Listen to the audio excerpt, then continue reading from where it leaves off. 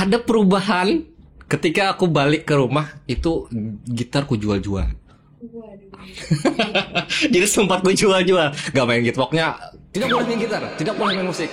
Musik haram udah. Syariah. Iya, langsung tuh itu beberapa bulan setelah. Tambahan lagi, fakta lagi. Aku tuh cepat tidur atau cepat ngantuk kalau lagu-lagu metal diputar. Maksudnya ketika aku mau tidur. Ada lain aja sih ya. Kalau ketika ngantuk, aku bingung juga nih nanyanya gimana.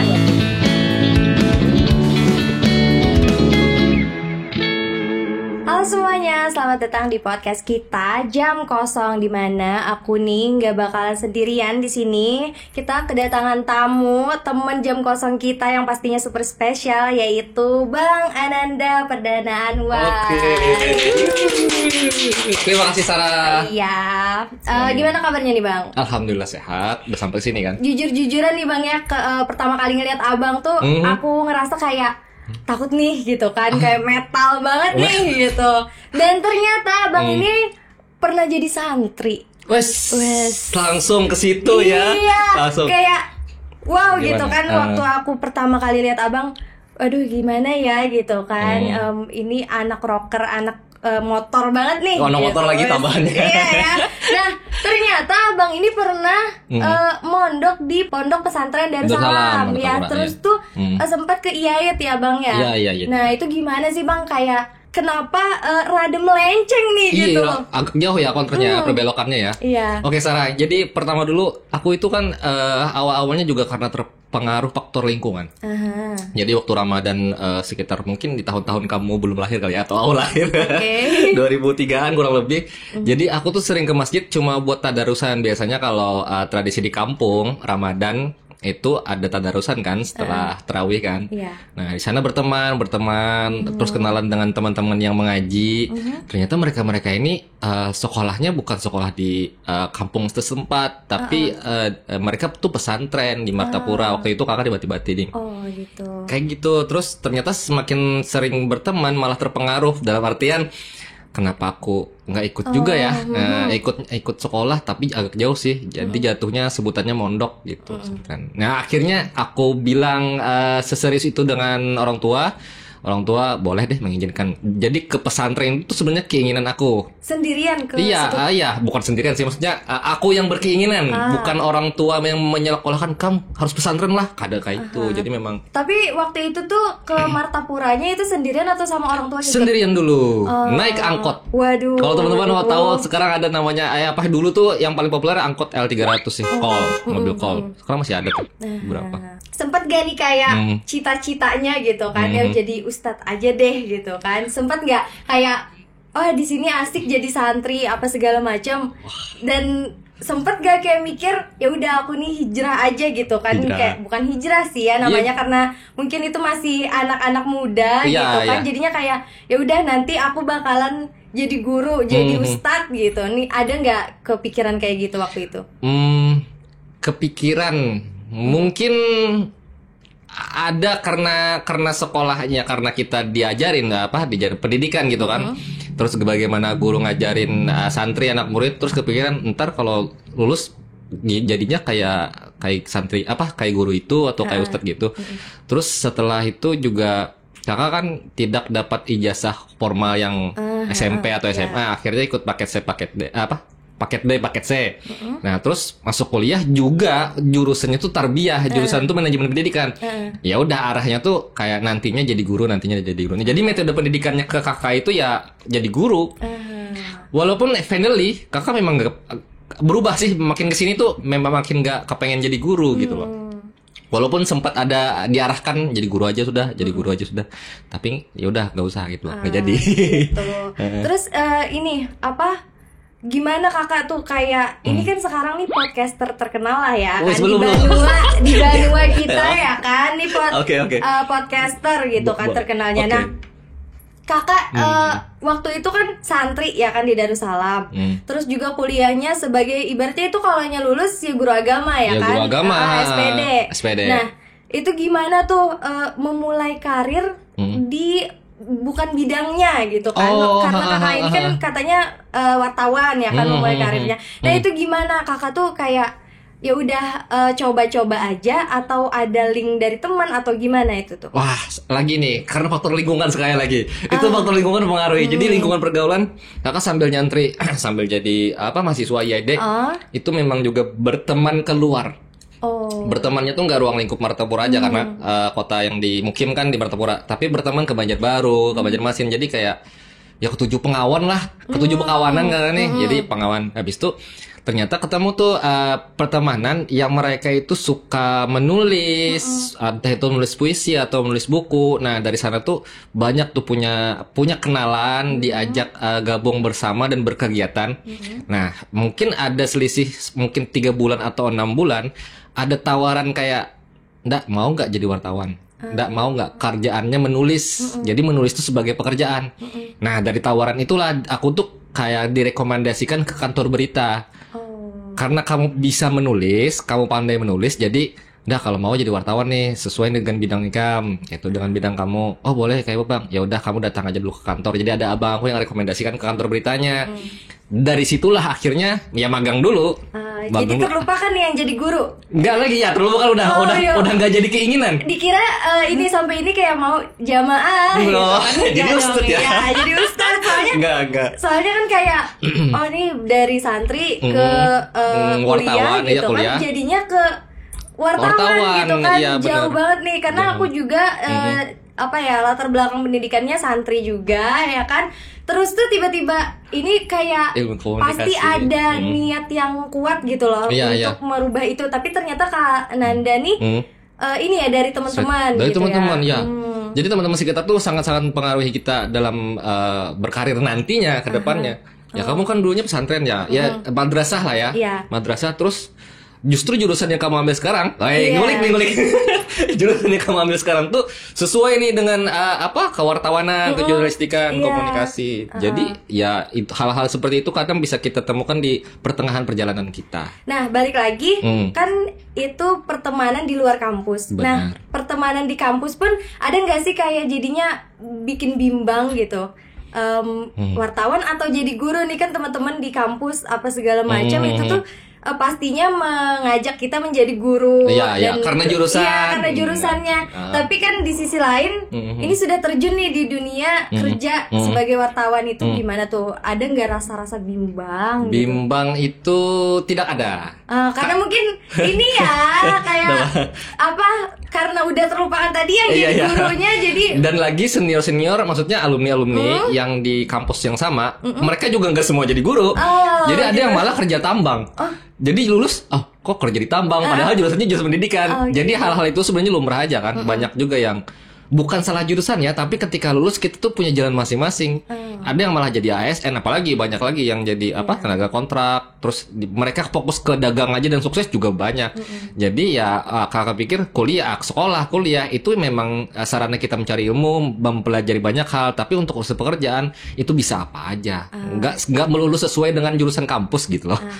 Itu kan tadi dari teman ya dari kan teman. diajak sampai ke Poros Kalimantan itu gimana tuh Kak? Wih panjang juga lah kalau sampai ke Poros lah. Iya kan ibaratnya pian yang bisa dilihat sekarang itu tuh karena Poros kan kayak nah jadi kayak dari yang awal mulanya pian berkarir sebagai wartawan itu tuh pasti dong ada yang namanya lika-likunya. Nah itu tuh apa sih yang mungkin ini deh yang terberat dulu gitu yang pernah pian jalani waktu jadi wartawan dulu gimana? Kakak mulai berkarir di kewartawanan itu di Media Kalimantan pada 2013. 2012 magang, 2012 kontrak. Terus jalan-jalan Media Kalimantan tuh koran tuh. Pernah lihat koran nggak? Kamu pernah lihat koran? Pernah dong. Siapa tahu baru generasinya sampai sekarang masih ada koran ya Jadi ada koran di Harimau Media Kalimantan. Terus perusahaan itu tutup 2017. Jadinya kita beralih mulai banyak tuh media online mulai tumbuh, media online mulai tersebar di Kalimantan Selatan. Nah kakak tuh mulai sempat nganggur, sempat jadi Gojek. sempat jadi driver, banyak hal-hal yang kakak lalui. Tapi habis itu ada yang rekrutmen kembali, enggak bang, bantu-bantu redaksi dong. Jadi sebelum ke Poros dulu ya, sebelum ke Poros Kalimantan ada beberapa kantor berita yang kakak singgahi, jadi redaktur di sana, jadi redper di sana, sampai di 2020 akhir menjelang 2021. Nah teman seangkatan kakak di lapangan tuh ngajakin, udah bantu-bantu dong di Poros Kalimantan, kita baru bikin kantor berita nih, perlu redaktur, bla bla bla bla. Oke deh, kalau niatnya ajakannya kayak gitu, oke aku buat bantu redaksi gitu. Akhirnya kakak jadi wartawan di Poros Kalimantan. Belum ada digitalnya, belum ada YouTube-nya. Nah, seiring berjalannya waktu, akhirnya manajemen di dalam kantor di perusahaan itu memikirkan tuh bagaimana kalau kita eksistensi di ranah digital, baik itu media sosial maupun di YouTube-nya juga. Nah, akhirnya mulailah ber-YouTube atas nama kantor channel Poros Kalimantan.com itu tahun 2021. Gitu ya, karena diajakin juga sih akhirnya, karena link pertemanan di rekan-rekan seprofesi juga gitu loh Di. Nah jadi apa ya, selama itu tadi ya kan, dari yang enggak ada digitalnya gitu kan di Poros, sampai yang sekarang sampai Bang Nanda nih yang jadi tokoh utama di Poros jadi gitu host kan ya. Jadi ikonik lah malahan. Ininya dari otaknya sampai badan sebadan-badannya gitu kan. Iya. Nah Bang Nanda ada nggak sih kayak ngerasa bingung apa segala macam, karena kan aku juga memulai nih, aku baru juga nih di sini gitu kan di bidang media. Kayak dari Bang Nanda ini kan memulai karir wartawan ya, dan sampai sekarang jadi wartawan gitu kan, masih wartawan, jurnalis segala macam. Nah itu ada nggak sih kayak jadinya bosan atau gimana gitu, jenuh ya? Ada, kalau kejenuhan tuh pasti ada. Tinggal manajemennya aja sih, jenuh, bosan, kadang ada hal-hal yang apa ya, bikin kita takut tuh sering deh, bikin kita takut soal berkonten, karena jatuhnya kita pun akhirnya menjadi konten kreator kan, membuat hal-hal yang berkaitan dengan digital ini menjadi konten kreator. Nah sekarang tinggal lagi seberapa banyak masukan yang kita terima, jadi kakak tuh lebih banyak menonton, banyak hal-hal yang kakak ambil dari tontonan-tontonan. Jadi nonton channel apa, membaca buku apa juga penting, karena membaca buku tuh mengatur struktur nih kata-kata. Semakin banyak buku yang kita baca tuh semakin apa ya, terstruktur cara berpikir kita untuk kembali menyampaikan apa yang kita pikirkan ke depan publik gitu loh. Itu sih hal-hal yang kadang iya kita jenuh, iya kita bad mood, bete, tapi kita semakin banyak lagi masukan, itu ide tuh tak ada terus, datang terus. Jadi bisa mutar balikkan pikiran aja ya. Iya benar-benar. Kadang perlu healing juga sih. Gitu. Misalnya kamu nih, aku misalkan ke Sarah ya, misalnya Sarah lagi bosan nih, tuh lagi jenuh, apalagi ya siapa lagi. Healing tuh perlu, tinggal lagi pilihannya healing apa nih kak. Kalau kakak kan healingnya mungkin main musik, nggak terlalu hobi jalan-jalan. Nah kalau kamu memang suka berwisata atau nonton film pun, itu sebenarnya hal yang ringan, sederhana, tapi cukup apa ya, refreshing otak lah, cukup membantu kamu untuk kembali di dunia ini, persyutingan ini.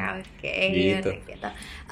Juga nih Bang Nanda, aku mau tanya juga nih ya, seputaran hobi-hobi nih. Nih Bang Nanda hobinya bermain musik main gitu musik, kan. seneng banget musik. Aku.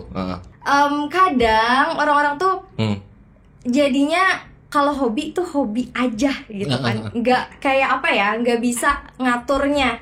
Nah kalau Bang Nanda nih gimana sih kak? Aku lihat kan di channel YouTube-nya Poros. Nah itu tuh sambil ibaratnya kerjaan itu tuh dijadiin hobi gitu. Nah kerjaan dijadiin hobi. Nah itu tuh Bang Nanda emang mau sekalian kerja sambil healing atau mungkin tercipta sendiri aja gitu. Oke, aku paham arah pertanyaannya.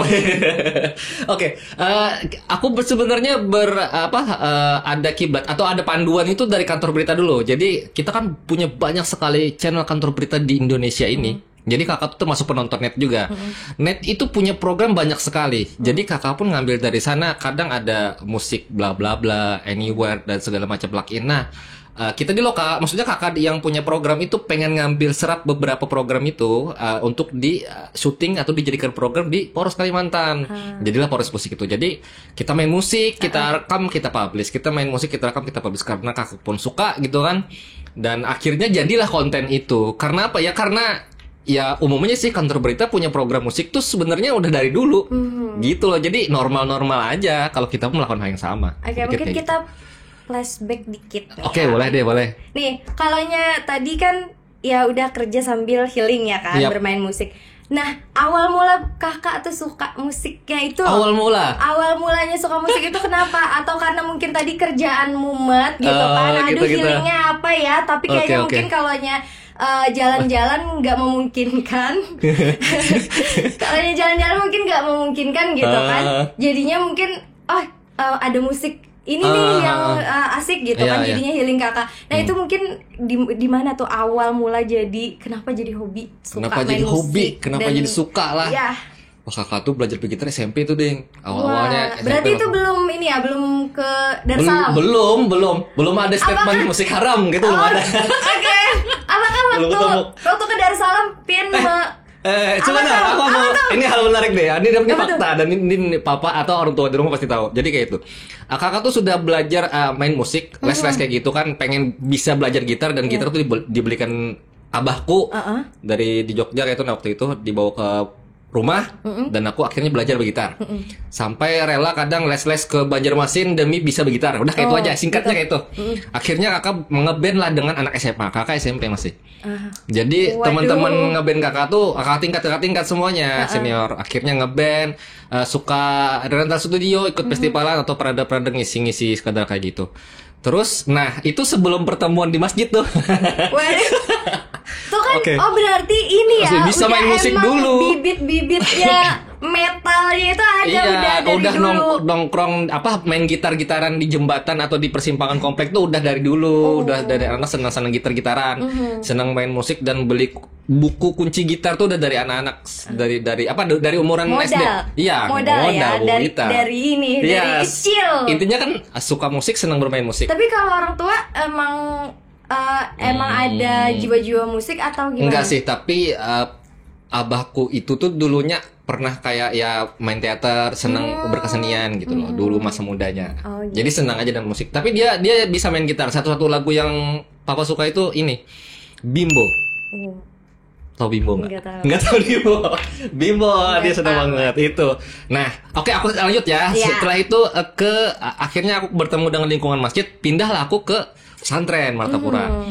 Nah, di sana aku tuh mulai menuntut ilmu, mulai ketemu pengajian. Nah, ada perubahan ketika aku balik ke rumah, itu gitarku jual-jual.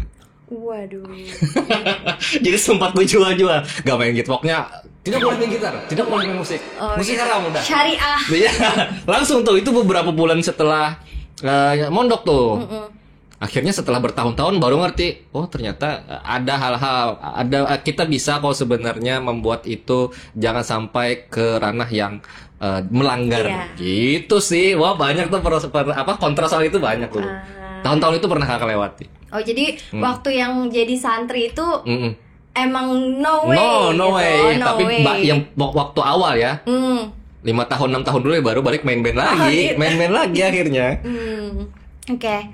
Bang Nanda nih juga aku lihat-lihat juga kan Bang Nanda nih penulis ya kan, juga penulis novel apa segala macam. Nah itu Bang Nanda novelnya itu gimana Bang Nanda? Ini aku masih bingung sama anak-anak seni, anak-anak musik gitu kan, anak-anak penulis juga kayak terinspirasi kayak Bang Nanda suka nulis, suka musik dan segala macam itu tuh dari mana? Biasanya tuh kan gak bisa ini aja, kayak gak bisa explore, kayak misalnya aku melihat ini ya udah gitu loh. Nah kalau anak penulis tuh biasanya banyak inspirasinya, dia ngelihat apa langsung banyak deh inspirasinya tuh. Bang Nanda gimana tuh kayak caranya? Kan nulis itu nggak gampang ya kan, satu buku. Nah, ya kan pastinya satu buku dong gitu kan. Nah novel apalagi kan. Nah Bang Nanda gimana caranya beratnya kayak menyelesaikan lah gitu kan penulisan itu. Gimana tuh Bang Oke, Nanda? ini garis waktunya ketemu di yang pertemanan aku di kesenian tadi ya. Garis waktunya ketemu nih, ditarik sedikit. Sebelum di sana aku lanjut bahwa aku tuh seneng dulu tuh ada jokes atau buku bacaan-bacaan yang lucu-lucu tuh aku print sendiri tuh waktu sekolah SD kelas 6 atau SMP kelas 1-an. Aku print sendiri, aku tempel-tempel di mana supaya orang tuh tahu apa yang aku ketahui, orang tuh ngebaca apa yang aku baca. Jadi aku tuh memang suka sekali membaca hal-hal apapun itu ya, buku, novel, bahkan aku tarik lagi garis waktunya ke pesantren. Iya. Aku tuh membaca novel, buku-buku cerita di saat teman-teman lainnya tuh baca kitab atau memperderas pelajaran-pelajaran di pesantren. Jadi akunya rebahan baca novel, teman-teman sebenarnya lagi menghafal nazom, bait-bait syair atau meskipun tadi no way musik ya, tapi tetap novel. Iya, novel gitu. ya artinya ya basically aku tuh suka banget membaca. Nah, modal dari banyak membaca akhirnya aku ketemu teman-teman yang komunitas suka baca dan mereka pun juga menuliskan cerita. Mulai dari cerpen dulu, menulis cerita pendek.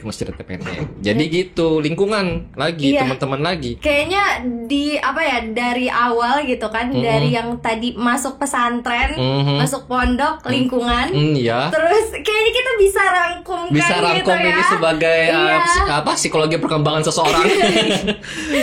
Suka musik juga lingkungan dari ya teman-teman, kan, terus masuk pondok lingkungan juga, Iya. terus bikin novel juga lingkungan dan Iya. bekerja sampai sekarang pun jadi Iya. yang seperti sekarang pun Iya, karena benar. lingkungan. Mungkin masalahnya cuma ini ya, karena kita banyak hal yang bisa, akhirnya serba tanggung tuh. Nggak pro banget di bidang-bidang itu gitu loh. Jadi nggak total banget, tapi minimal kita bisa lah dulu. Mungkin bisa dulu lah sama lakukan itu gitu.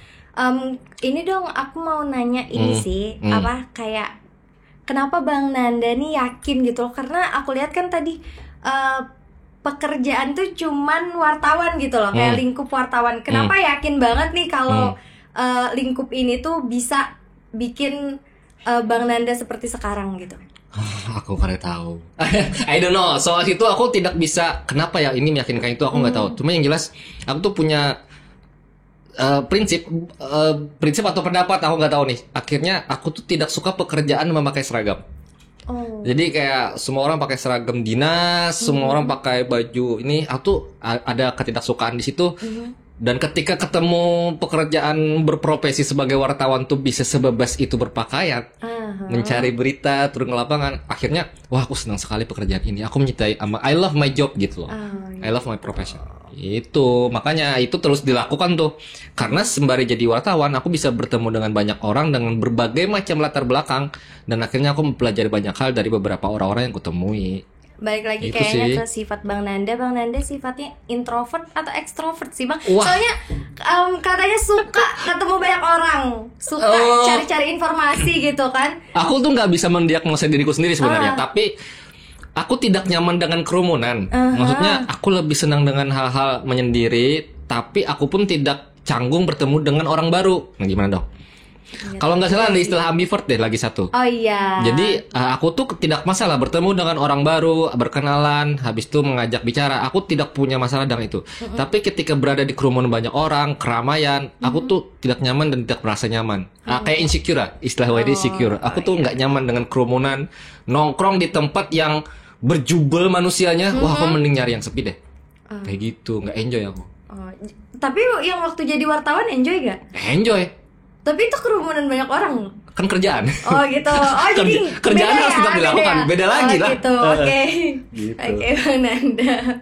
Oke mungkin aku balik lagi deh kayaknya ke podcast Poros Kalimantan yang Warung Poros. Warung Poros. Ya, Warung Poros. Oke. Nah di Warung Poros nih udah hampir bukan hampir lagi ya, lebih daripada 100 episode ya kan Bang ya. Iya. Nah bener.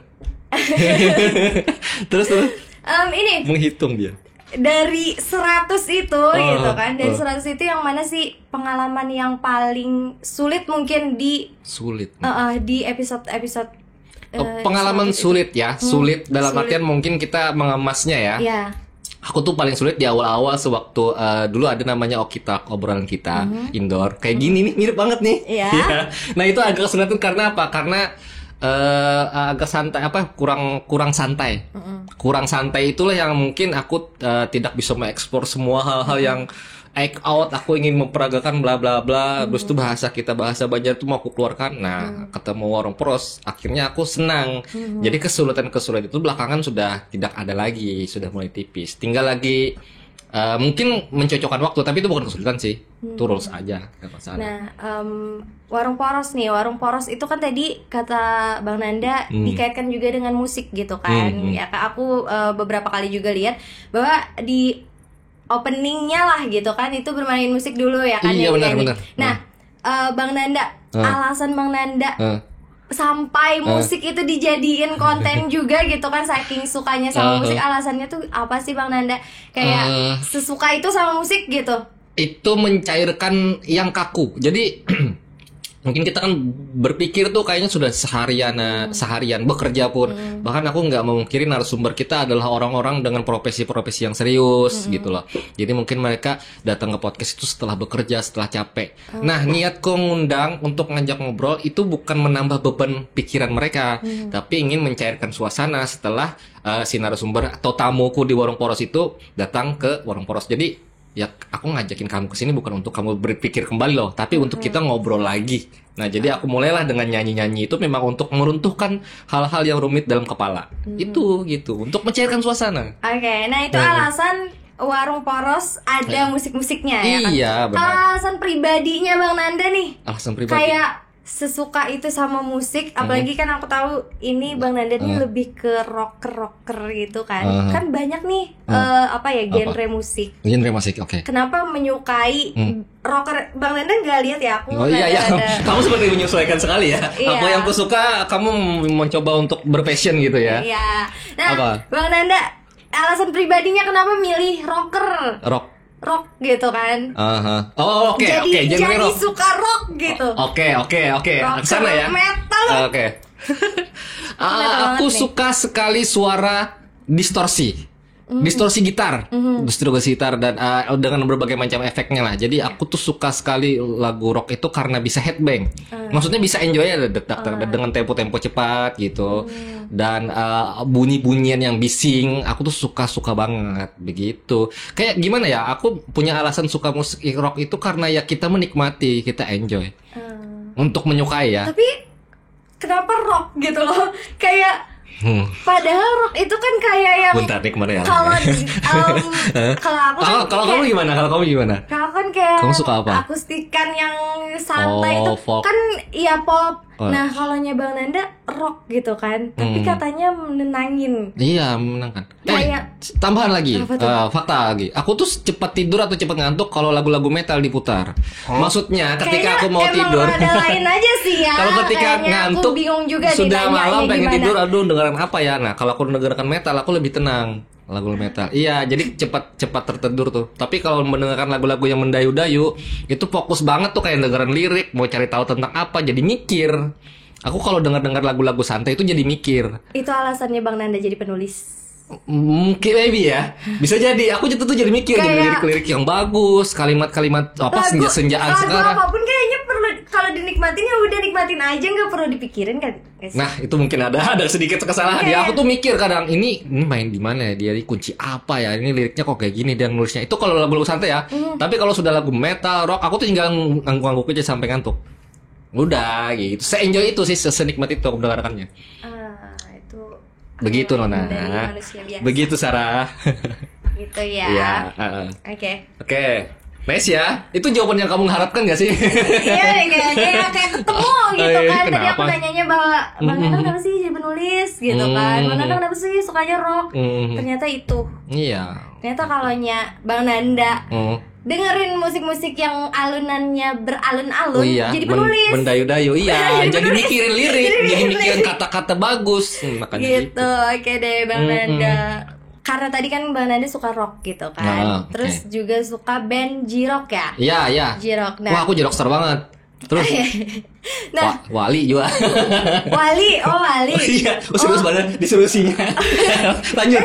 Aku nggak tahu. Iya. Terus gimana nih? Aku pernah dengar bahwa Bang Nanda ini sempet dapet tanda tangannya. Oh iya. Ini, gimana tuh ceritanya jadi sampai ini apa? Dapat tanda tangannya ya di gitar gitu. Jadi ya aku cerita soal itu mungkin ya, aku juga ngepost ini di Instagram aku sih sama di konten juga. Jadi udah lama sekali aku tuh udah suka J-Rock dari dulu.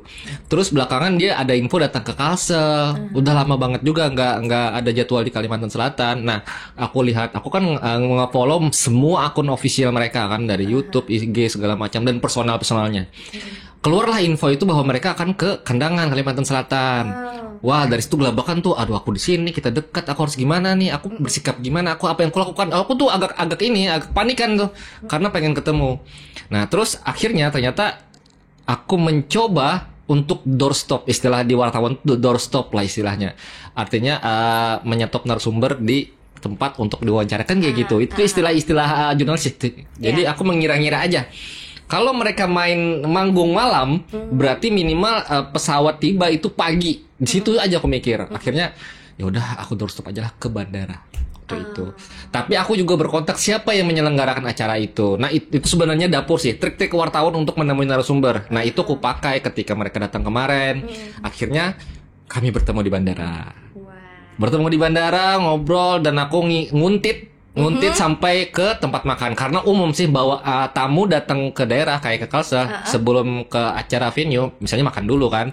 Itu pasti itu agenda. Jadi aku nguntit sampai makan bareng.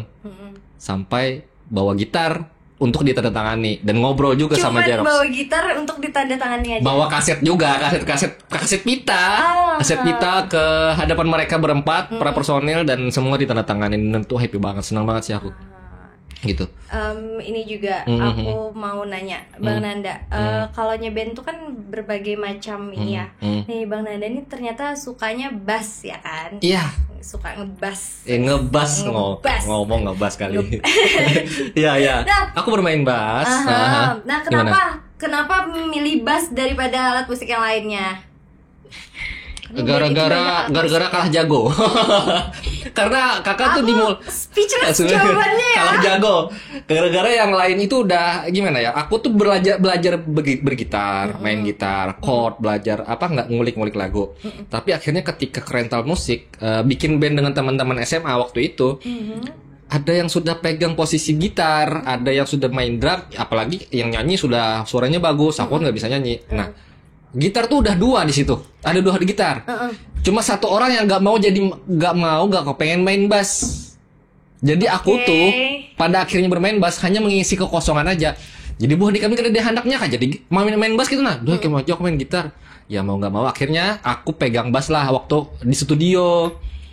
Karena kebiasaan bermain bass, akhirnya kepakaan audio audio musik aku tuh lebih senang. Akhirnya aku selalu mendengar bass untuk ngulik. Akhirnya sampai sekarang ya aku enjoy main bass. Walaupun bermain gitar tetap enak ya, maksudnya tetap aku suka ya. Tapi karena bermain bass aku lebih enjoy, akhirnya ya orang taunya Nanda tuh main bass gitu. Padahal dimulai gitar dulu.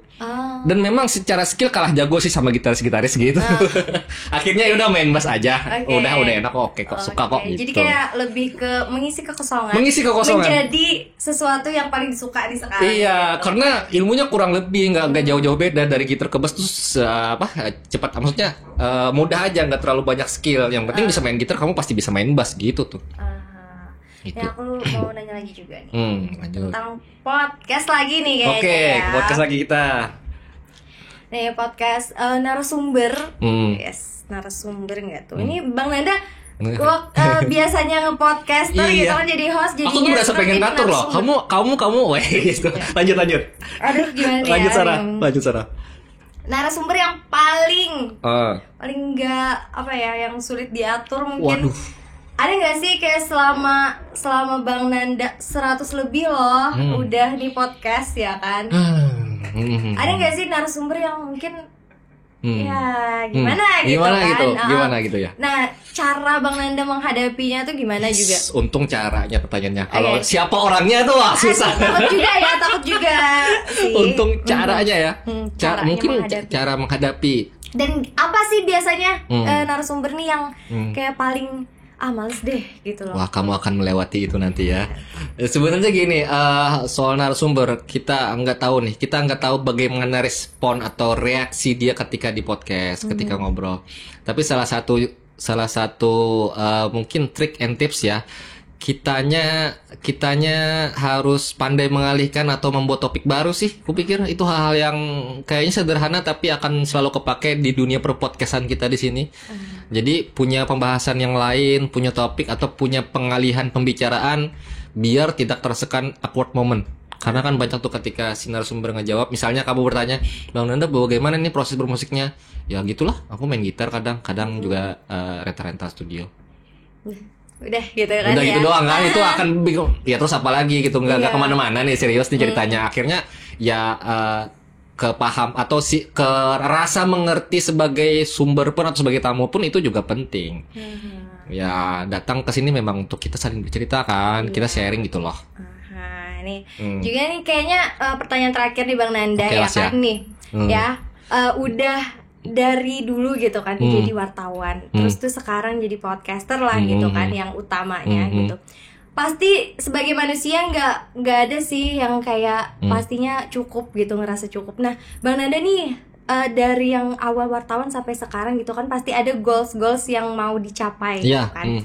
Nah mungkin sekarang nih yang paling paling Bang Nanda mauin gitu kan, goalsnya apa nih sekarang yang pengen dicapai dulu? Oke, paling dekat ya? Ya paling dekat sekarang. Oke, aku sudah main musik ya, jadi kan? Wartawan, jurnalis.